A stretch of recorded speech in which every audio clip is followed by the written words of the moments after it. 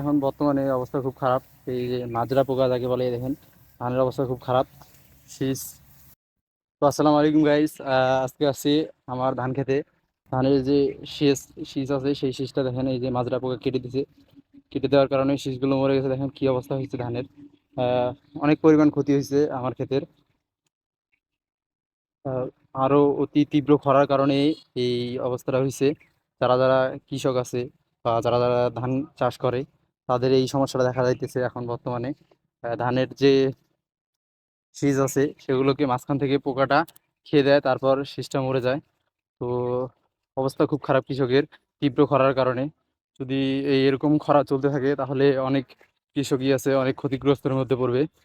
তো যারা যারা এই সমস্যায় পড়ছেন তারা অবশ্যই আশেপাশে যে কৃষি অফিসার আছে বা কৃষি প্রতিষ্ঠান আছে তাদের কাছ থেকে পরামর্শ নেবেন এবং জমিতে কীটনাশক ব্যবহার করবেন, যাতে আপনার ফসল সুস্থ এবং ভালো থাকে।